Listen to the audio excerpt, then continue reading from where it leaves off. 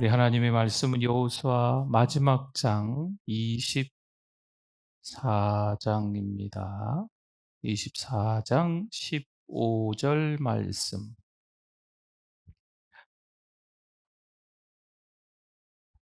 여호수아 24장 15절 말씀. 여호수아 24장 15절 같이 한번 읽어보겠습니다. 만일 여호와를 섬기는 것이 너희에게 좋지 않게 보이거든 너희 조상들이 강 저쪽에서 섬기던 신들이든지 또는 너희가 거주하는 땅에 있는 아모리 족속의 신들이든지 너희가 섬길 자를 오늘 택하라. 오직 나와 내 집은 여호와를 섬기겠노라 하니 아멘.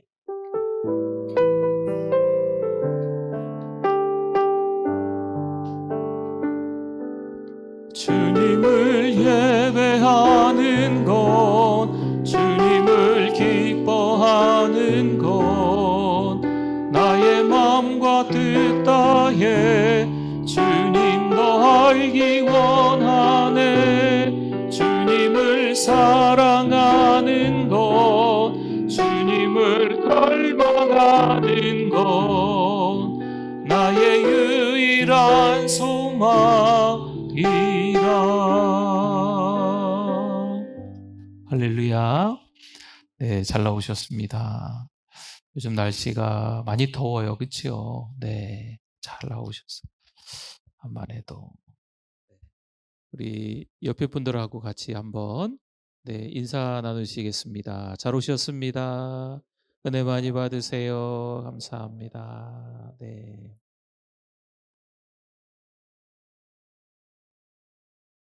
무엇을 많이 가졌나? 지금까지 인생을 살아가면서 얼마나 많이 소유하고 있나? 남들보다 더 건강한가? 이것보다 무엇을 남기고 가는가? 아무래도 이 생각들을 한 해 두 해가 지나가면서 많이들 하시는 것 같습니다. 젊을 때는 앞만 보고 달려가지요. 해야 할 일도 많고 이루고 싶은 것도 많습니다. 뭔가 뒤집어 엎어보고 싶고 엎어서 뒤집어 보고 싶고 뭔가 새로운 것들을 경험하고 싶은 마음도 있는 거죠. 가정을 세우고 자녀를 키우고 자신의 자리를 만들어 갑니다. 그런데 세월이 흐르면 자연스럽게 누구든지 지나온 발자취를 돌아보게 되는 것 같습니다. 사람이 마지막에 남기는 말에는요, 특별한 힘이 있다지요. 평생 수많은 말을 하지만 마지막에 남긴 말은 그렇게 유난히 오래 기억되고 그렇습니다. 그 말 속에 그 사람이 평생 붙들고 살았던 것이 담겨 있기 때문인 것 같습니다. 내가 어떻게 살아왔는가? 무엇이 가장 소중했는가? 내가 자녀들과 다음 세대에게 남겨줄 것은 무엇인가? 하는 거죠. 얼마 전 100세가 넘으신 어르신의 인터뷰를 읽었습니다. 기자가 이렇게 묻는 기사가 있더라고요. 오래 사시면서 가장 중요하게 생각하는 것은 무엇이었습니까? 잠시 생각하시더니 이 어른이 말씀하십니다. 결국 사람에게 남는 것은 돈도 아니고 명예도 아닙니다. 누구를 사랑했고 무엇을 믿고 살았는가? 이게 남습니다. 라고 이야기를 한 기사를 봤습니다. 참 마음에 남는 말입니다. 우리도 살아보니 그렇습니다. 건강도 중요해요. 경제적인 형편도 중요합니다. 자녀들이 잘 되는 것도 중요합니다. 그래서 그런지 바쁩니다. 그러나 세월이 흐를수록 그것보다 더 중요한 것이 있구나라는 것을 느지막이 알게 됩니다. 결국 인생의 마지막에 남는 것은 소유보다 방향입니다. 얼마나 많이 가졌는가 보다 누구를 바라보며 살았는가가 더 중요합니다. 누구를 믿고 살았나? 누구를 붙들고 살았나? 어떤 믿음의 길을 걸어왔나? 신앙도 그렇습니다. 믿음은 특별한 날에만 필요한 것이 아닙니다. 매일의 삶 속에서 하나님을 바라보는 것입니다. 기쁜 날에도 하나님을 의지하는 거죠. 그럼 어려운 날은 어떨까요? 그때도 여전히 하나님을 신뢰하는 겁니다. 넘어질 때도 있어요. 그럼에도 일어나서 툭툭 털고 다시 하나님 붙잡고 걸어가는 거죠. 성경에는 그렇게 하나님을 붙들고 살아간 사람들의 이야기가 많이 나옵니다. 오늘 우리가 살펴보는 여호수아서도 바로 그런 믿음의 이야기입니다. 한 주, 여러 주, 오늘까지 24주로 24장을 한 장 한 장씩 보게 됐네요.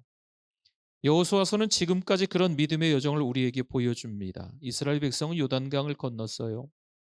그리고 여리고성을 만납니다. 실패도 경험합니다. 수많은 전쟁도 치릅니다. 그러나 하나님은 그때그때마다 이스라엘 백성을 버리지 않으셨습니다. 싸울 때도 함께 하시고 길을 잃을 때도 인도하시고 약속하신 땅도 하나님이 허락하셨습니다. 그리고 이제 여호수아서는요 마지막 장에 이르렀어요. 긴 전쟁이 끝납니다. 약속의 땅도 얻습니다. 이제 여호수아는 인생의 마지막에 끄트머리에 하나님이 부르시는 그때가 된 거죠. 마지막으로 백성들을 불러놓고 가장 중요한 말을 23장부터 지금 남겨 놓고 있는 겁니다. 마치 긴 여행을 마치고 마지막 인생의 페이지를 넘기는 것 같은 느낌이 드는 말씀입니다.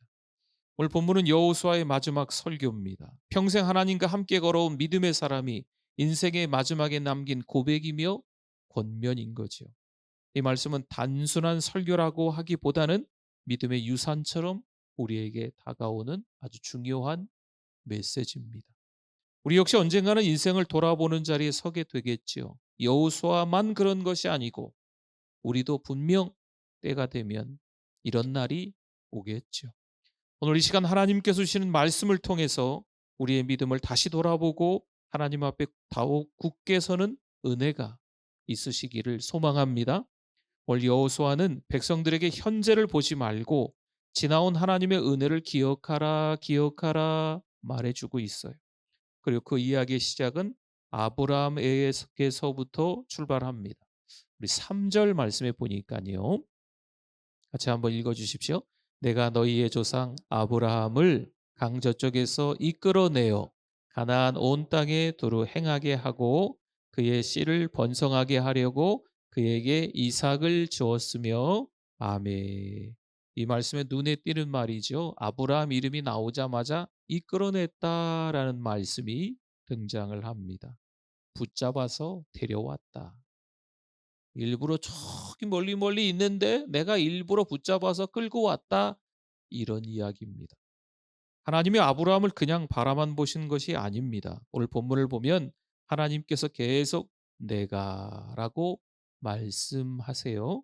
내가 이끌어냈다. 내가 주었다. 내가 인도하였다. 반복해서 내가 하나님이 말씀하십니다.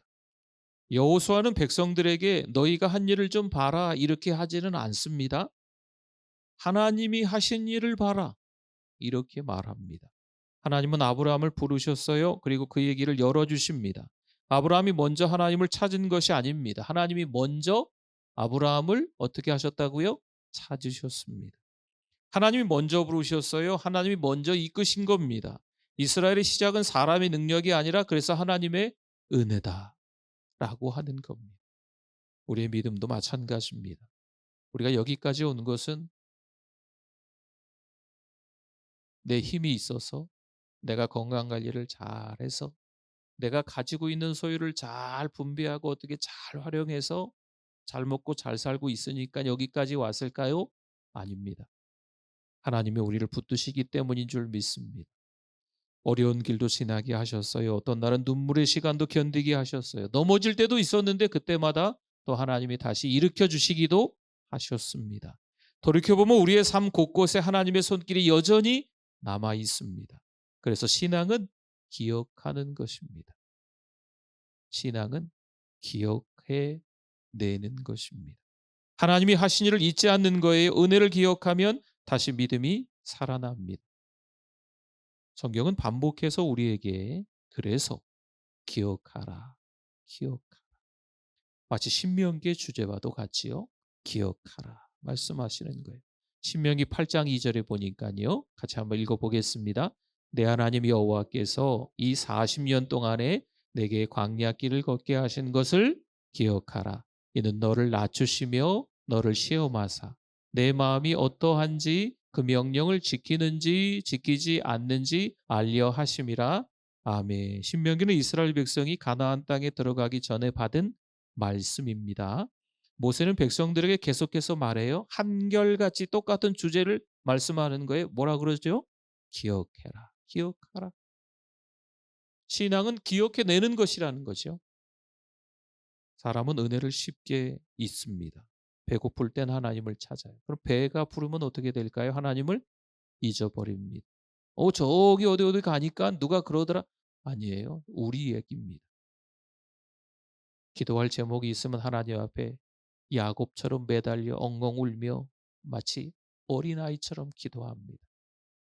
여러 가지들이 좀 괜찮아지고 나면 그땐 더 기도하기가 힘듭니다. 광야는 힘든 길이에요. 먹을 것이 부족합니다. 마실 물도 부족합니다. 그러나 하나님은 만나를 주십니다. 반석에서 물도 주십니다. 낮에는 구름 기둥으로 인도하십니다. 밤에는 불 기둥으로 지켜주십니다. 광야의 모든 순간 속에 하나님의 돌보심이 있었습니다. 그래서 기억은 믿음을 지키는 힘입니다. 기억은 과거를 떠올리는 일이 아닙니다. 그냥 떠올려서 그런 일이 있었지? 아니에요. 기억은 오늘도 하나님이 나와 함께 하신다는 사실까지 와야 하는 겁니다. 과거의 그 기억이 떠올리고 끝나는 게 아니고 그래서 오늘도 내가 그 은혜 때문에 살아가는구나. 입술에 열매가 있어요. 오늘도 감사까지 이어지는 거예요. 근데 기억을 하지 못하면 은혜를 잊어버리면 오늘은 불평합니다. 오늘은 딴소리합니다. 여러분 은혜를 기억하는 사람은 낙심 가운데서도 다시 일어설 수 있습니다. 왜냐하면 우리의 신앙은요. 하나님께 무엇을 얻어내기 위한 거래가 아니기 때문입니다. 나 교회 잘 나올 테니까 하나님 내 자식 잘 되게 해주세요. 내가 있는 거 없는 거 하나님 앞에 주머니에서 잘 꺼내서 헌금할 테니까 나 복 많이 받게 해주세요. 하나님과 거래하는 게 아닙니다.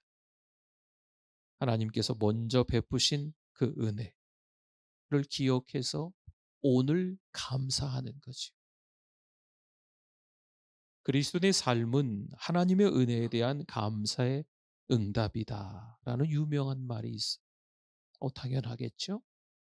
우리는 하나님께 무엇을 얻기 위해서만 믿는 것이 아닙니다. 이미 받은 은혜가 너무 크기 때문에 하나님을 섬기는 것입니다. 그러면 과거에 주신 은혜를 기억해 내야 되겠죠? 그래야 현재 오늘도 감사하는 신앙이 되지 않겠습니까?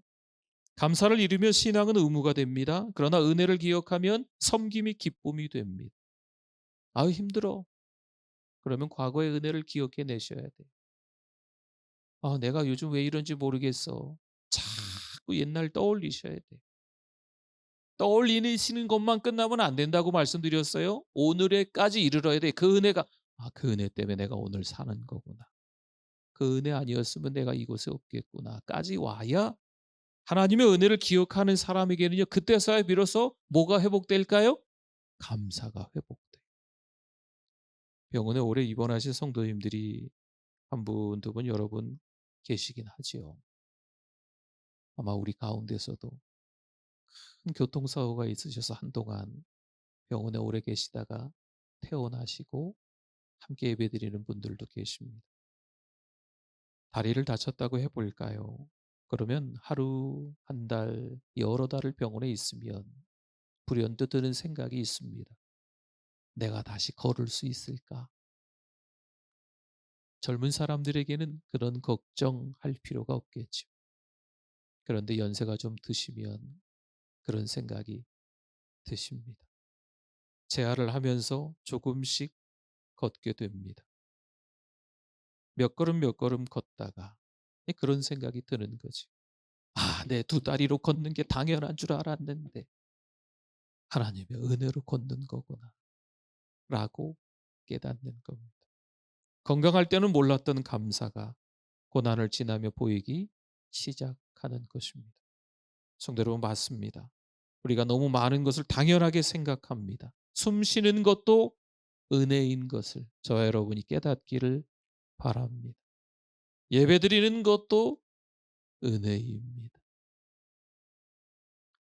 예배드리러 나올 수 있는 교회가 있는 것도 은혜입니다. 가족이 있는 것도 은혜입니다. 여러분 하나님이 하신 일을 기억하면 오늘의 삶이 뭐로 바뀔까요? 불평이 원망이 아니라 감사로 바뀌는 거예요. 그러나 여호수아는 그 기억에서만 멈추지 않았어요. 기억이 선택으로 이어지는 장면이 있어요. 여호수아는 백성들에게 이제 누구를 섬길 것인지를 묻습니다. 14절 말씀으로 가보니까요. 그러므로 같이 한번 읽어볼까요? 그러므로 이제는 여호와를 경외하며 온전함과 진실함으로 그를 섬기라. 너희의 조상들이 강 저쪽과 애굽에서 섬기던 신들을 치워버리고 여호와만 섬기라. 아멘, 아멘. 이 말씀의 중심에는 섬기라라는 명령이 있습니다. 이 말은 예배하다라는 뜻이 봉사하다라는 뜻도 들어가 있습니다. 하나님을 섬긴다는 것은요, 예배 시간에만 하나님을 찾는 것이 아니에요. 삶 전체로, 삶 전체로 하나님께 나 자신을 드리는 거지. 교회 와서만 예배를 잘 드리는 게 아니고 우리의 삶 모두가 다 하나님이 기뻐하셔야 될 줄 믿습니다. 여호수아는 하나님을 섬기는 태도가 어떠해야 하는지 분명히 가르쳐 줍니다. 말씀하지요. 방금 읽었던 14절에 보니까 여호와를 경외하라 합니다. 또 온전함과 진실함으로 섬기라라고까지 합니다. 입술만이 아니라 마음으로 섬기라는 뜻이에요. 겉모습만이 아니라 삶으로 섬기라는 뜻입니다. 어떻게 그렇게 잘 섬기시는지.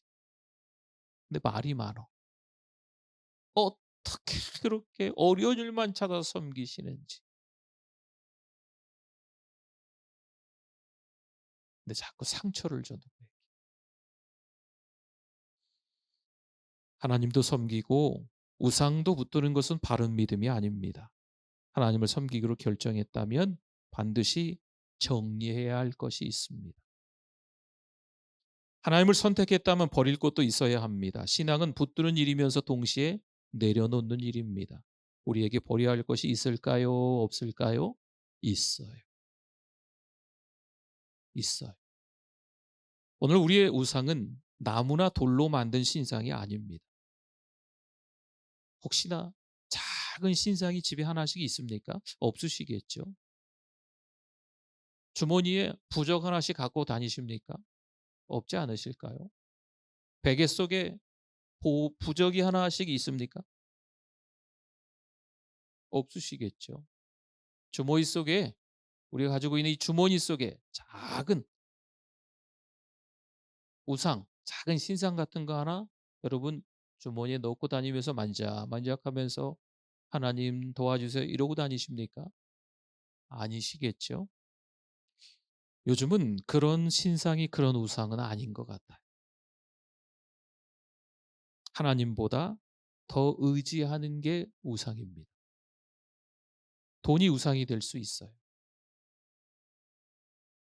좀 심하지만 오해 없이 들으시기 바랍니다. 자녀가 우상이 될 수 있어요.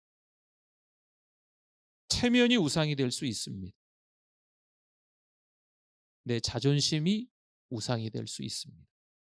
하나님보다 더 두려워하는 거 이것마저도 우리의 우상이 될 수도 있습니다. 하나님보다 더 의지하는 거 이거 내려놓아야 합니다. 내 고집이 하나님 말씀보다 앞서면 내려놓아야 합니다. 사람의 인정이 하나님보다 더 커지면 내려놓아야 합니다.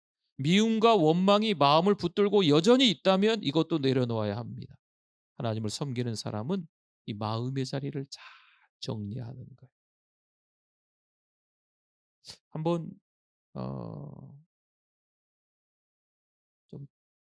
잘못된 길로 갔다가 돌아온 목사님이 쓴 책, 내면 세계의 질서와 영적 성장, 아니면 뭐 로버트 몽어가 쓴 내 마음 그리스도의 집, 뭐 이런 책들을 보시면 마음 관리를 할 수가 있습니다. 하나님이 중심에 계시도록 마음을 비워야 합니다. 청소를 좀, 집안 청소를 어, 언제 하십니까? 요 근래 청소는 하셨습니까?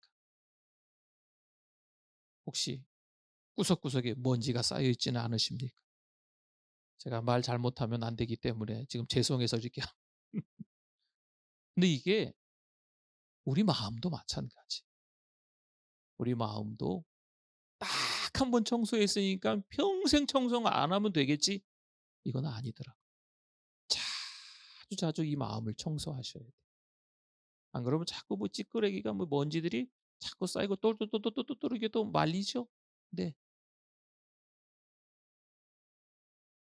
예수님께서도 같은 말씀을 하셨어요. 마태복음 6장 24절에 보니까 같이 한번 읽어봅니다.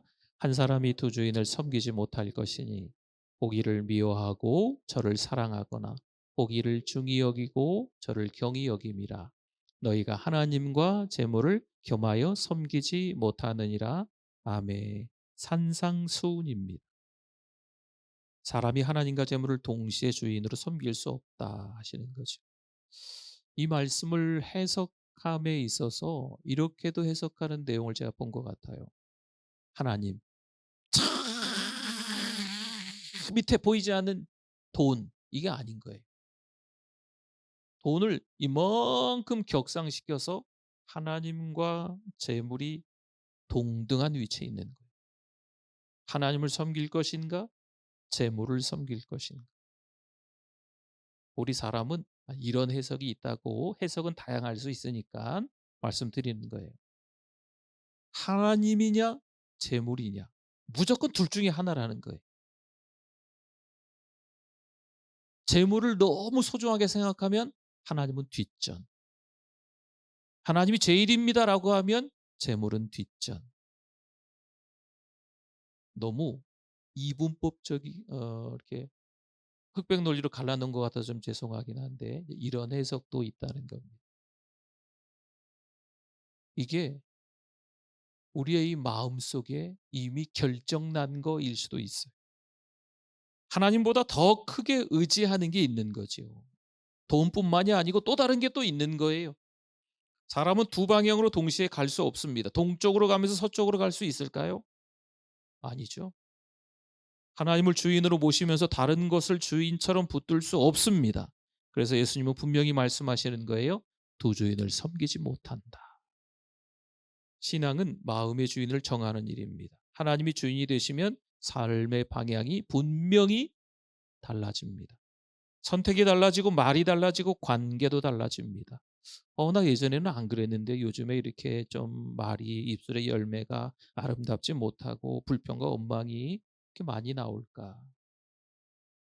여러분, 저 예전에 안 그랬다며요? 그럼 그때를 떠올려 보세요. 왜 안 그랬는지. 그 은혜를 가지고 오셔서 지금도 그 은혜 때문에 살아가셔야 돼요. 그때 하나님을 잘 섬겼다면 지금도 하나님을 잘 섬겨야 돼요. 하나님을 선택한다는 것은요, 단순히 한쪽을 고르는 일이 아닙니다. 내 마음에 다른 주인들을 내려놓는 일이에요. 내 마음을 청소하는 거예요. 평생에 한 번 청소 잘하면 되겠지. 집안 청소하고 비슷합니다. 우리 아내가 청소를 잘하는데 이렇게 청소 딱 하다 보면 그러더라고요. 아이고, 도대체 치워도 치워도 끝이 없어. 네. 우리 아들들이 치우겠어요. 제가 치우겠어요. 네. 네. 아무튼 뭐 치워도 치워도 끝이 없어. 맨날 치우는데 또 먼지가 생기고 뭐 그렇다고 저희가 어디 나가서 먼지를 끌고 오겠습니까? 네. 먼지만 일부러 싹 모아 가지고 '아내를 괴롭혀야지.' 하고 이렇게 먼지를 내려놓겠어요? 그것도 아닌데 어디서 먼지가 이렇게 지저분한 것들이 생기는지. 내 집안뿐만이 아니고 우리의 마음 안도. 우리는 몰랐어요.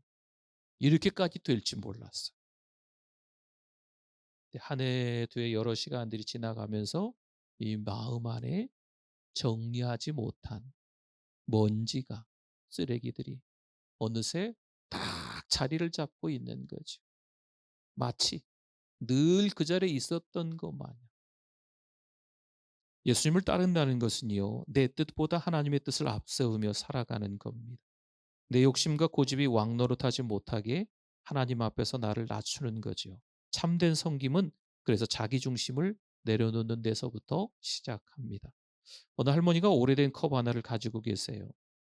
이렇게 좀 잘 쓰시는 컵, 잘 쓰시는 그릇, 조금 오래됐지만 좀 애장품 뭐 이런 것들 있으시잖아요. 금이 갔어요. 물을 따르면 조금씩 이 컵이 새요. 버려야 될까요? 계속 써야 될까요? 못 버리세요. 네. 그래서 자녀분들이 "어머니 이제 버리세요. 새 컵 사다 드렸잖아요. 이 오래된 컵 좀 제발 버리세요." 근데 이 할머니가 버리셨을까요? 버려야 되는데 하면서도 버리지 못하고 물은 새는데 또 그것만 사용하시는 거죠. 왜요? 익숙한 컵이기 때문입니다. 어느 날 손님이 왔는데 결국 컵이 깨졌습니다. 할머니가 말씀하십니다. "진작 내려놓았어야 되는데 놓았어야 했는데 내가 너무 오랫동안 붙들고 있었네." 그렇습니다. 상처, 고집, 욕심, 미움은 이미 금이 간 컵과 같습니다. 우리에게 유익을 주지 못하는데도 오래 붙들고 있어서 놓지 못합니다. 그러나 하나님은 말씀하십니다. "그것을 내려놓아라. 내가 더 좋은 것으로 채워주겠다." 사실 내려놓지 못하는 이유는 그것이 소중해서는 아니에요. 그것이 너무 이뻐서? 그것도 아니에요. 익숙하니까. 그런 거 있잖아요. 그쵸? 익숙한 베개, 익숙한 이불. 애들도 보니깐요. 뭐 조그마한 거 뭐 인형, 이불 이런 거 아주 오랫동안, 네, 색깔도 변하고 바라고 뭐 찢어지고 막 어디 길에다 버리면 아무도 주워갈 것 같지도 않은데 그걸 그렇게 소중히 여기고 네, 이런 게 있더라고요. 하나님은 익숙한 것을 붙들고 살지 말고 뭘 붙들고 살라고 말씀하실까요? 은혜를 붙들고 살아라 말씀하시는 겁니다. 우리도 그렇습니다. 미움을 붙들고 있으면 사랑이 들어올 자리가 없습니다. 염려를 붙들고 있으면 평안이 머물 자리가 없습니다. 내 고집을 붙들고 있으면 하나님의 뜻을 따라가기가 어렵습니다. 하나님을 온전히 섬기기 위해서는 먼저 내려놓아야 할 것이 있습니다. 마지막 선택의 순간이 찾아와서 여호수아가 백성들에게 더 이상 미루지 말고 결단하라고 촉구하는 내용이 오늘 읽었던 15절이었습니다. 15절 한 번 더 읽어보겠습니다. 만일 여호와를 섬기는 것이 너희에게 좋지 않게 보이거든 너희 조상들이 강 저쪽에서 섬기던 신들이든지 또는 너희가 거주하는 땅에 있는 아모리 족속의 신들이든지 너희가 섬길 자를 오늘 택하라. 오직 나와 내 집은 여호와를 섬기겠노라 하니 아멘 아멘. 이 말씀의 중심에는 택하라 라는 명령이 들어가 있어요. 분명히 결정하다라는 뜻입니다. 여호수아는 백성들에게 애매하게 살지 말라고 말합니다. 누구를 섬길 것인지 오늘 결정해라. 믿음은 언젠가 해야 할 숙제가 아니라 오늘 내려야 할 결단입니다. 그런데 우리가 하나님을 선택하기 전에 먼저 기억해야 할 것이 있어요. 하나님께서 먼저 우리를 선택하셨다는 사실입니다. 우리가 뭔가를 선택하고 결단해야 된다고 하니까 내가 하나님을 선택하거나 아니거나 뭐 이렇게 오해하시는데 그건 아니죠. 예수님의 십자가는 하나님께서 죄인 된 우리를 포기하지 않으시고 끝까지 사랑하셨다라는 증거입니다. 우리의 선택은 그 사랑에 대한 응답이지요. 한번 이미지 보여드릴까요? 네, 한번 보십시오. 하나님이 먼저 우리를 사랑하셨습니다. 오직 나와 내 집은 여호와를 섬기겠노라. 누가 한 고백이죠? 여호수아의 고백이죠. 여호수아가 백성들의 선택을 대신해 줄 수는 없어요. 지도자인 여호수아는 권면할 수 있어요. 하나님의 말씀을 대신 전할 수는 있습니다. 그러나 믿음의 선택은 각 사람들이, 백성들 모두가, 각자가, 또 교회 안의 성도들 각자 개개인들이 선택하셔야 될 몫입니다. 그래서 여호와는 백성들에게 명령만 하지는 않아요. 여호수아는 먼저 자기 고백을 합니다. 뭐라고 고백해요? 나와 내 집은 여호와를 섬기겠노라. 이것은 한순간의 감정이 아니라 평생 하나님을 따라온 사람의 마지막 고백입니다. 그렇게 살아왔어요. 그렇게 살아온 사람이 이렇게 이야기하니까 이건 이스라엘 백성들에게 큰 도전이 되는 거죠. 그런데 여호수아의 고백에는 아주 중요한 특징이 숨겨져 있어요. 여기서 우리는 가정의 믿음을 생각하게 됩니다. 여호수아는 나만, 나만 여호와를 섬기겠습니다. 나 하나만이라도 제대로 여호와를 섬기겠습니다. 라고 이야기하지 않았습니다. 나와 내 지분이라고 이야기했어요. 믿음은 개인의 고백 맞습니다. 하지만 가정으로 흘러가야 합니다. 부모의 믿음은 자녀에게 보입니다. 말보다 삶이 더 오래 남습니다. 그러니까 믿음을 물려준다라는 말을 우리가 많이 쓰기는 하는데, 뭐 우리나라 말이 그렇죠, 그렇죠? 믿음 물려준다 쓸 수 있는 것처럼 보이지만 좀 너무 이게 추상적이잖아요. 네, 그래서 좀 말을 바꾸면 이렇게 바꿀 수 있어요. 믿음은 보여주는 겁니다. 물려주는 건 잘 손에 안 잡히는 것 같고, 보여주는 건 우리 부모님이 어떻게 살아가고 있는지, 좋은 일이 있었을 때 아니면 어려운 일이 있었을 때, 감사한 일이 있었을 때, 슬픈 일이 있었을 때 하나님 앞에서 어떻게 믿음으로 살아가는지를 아이들이 두 눈으로 보는 거지요. 같은 현장에 앉아있던 아이들이 같이 기도하고 예배하고 성경 읽으면서 같이 보는 거죠. 가정 안에서 하나님을 선택하는 모습이 그래서 중요합니다. 오늘 우리의 집도 하나님을 섬기는 집이 되실 수 있기를 소망합니다. 공부 좀 해라. 공부 좀 해라. 그래서 대학 가겠냐. 네. 혹시 우리 자녀들에게, 우리 손주들에게 등등등 여러 가지 이야기로 많이 하셨다면 조금 바꿔보는 것도 좀 필요할 것 같아요.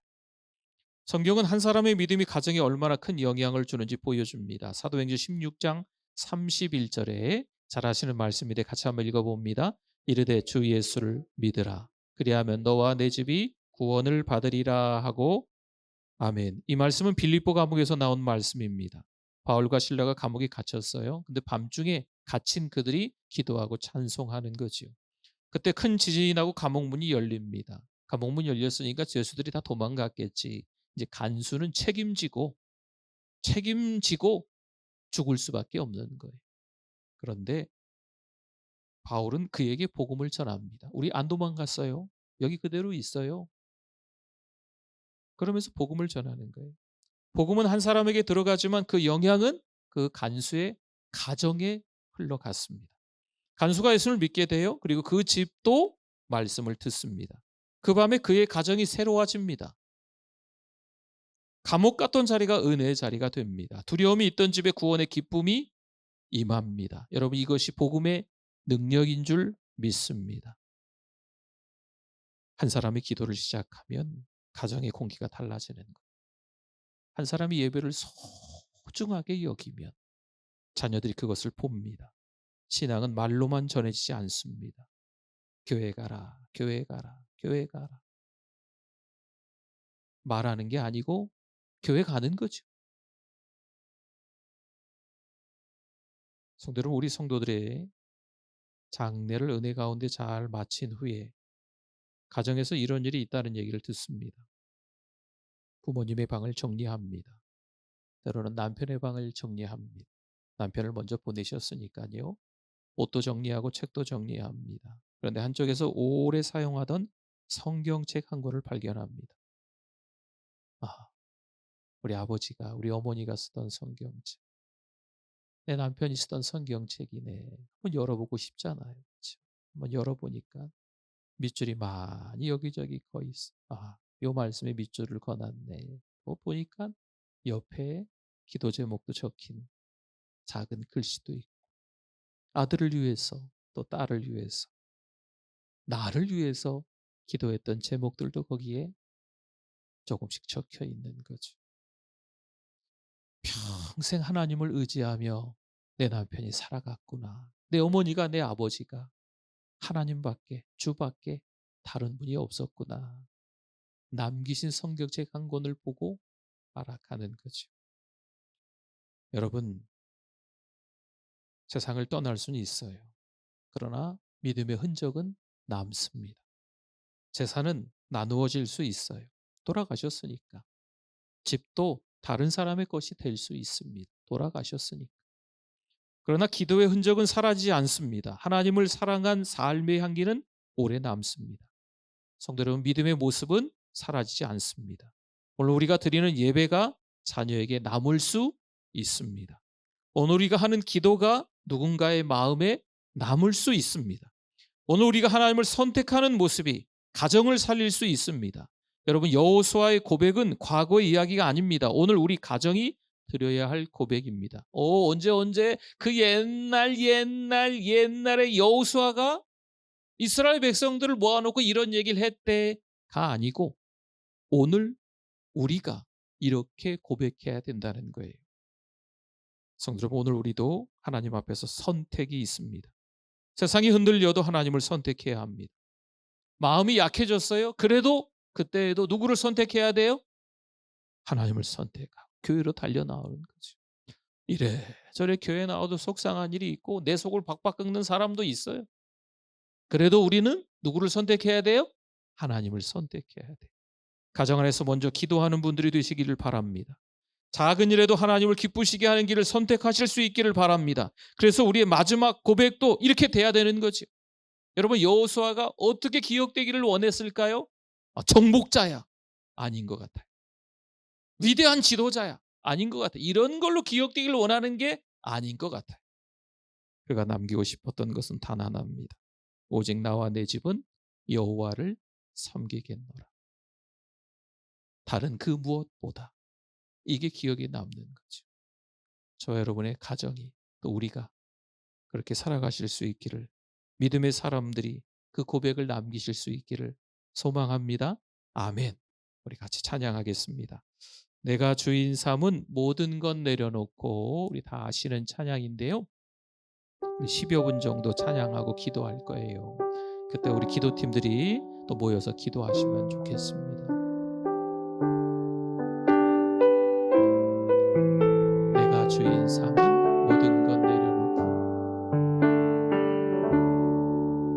내가 주인 삼은 모든 것 내려놓고, 내 주 대신 주 앞에 나가, 내가 사랑했던 모든 것 내려놓고, 주님만 사랑해. 한 번 더 찬양합니다. 내가 주인 삼은, 내가 주인 삼은 모든 것 내려놓고, 내 주 대신 주 앞에 나가, 내가 사랑했던 모든 것 내려놓고, 주님.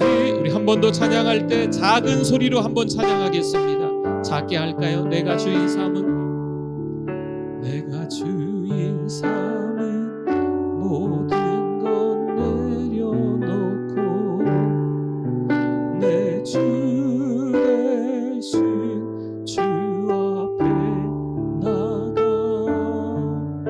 내가 사랑했던 모든 것 내려놓고, 주님만. 우리 두 손 번쩍 들고, 주 사랑 거친 풍랑에도 주 사랑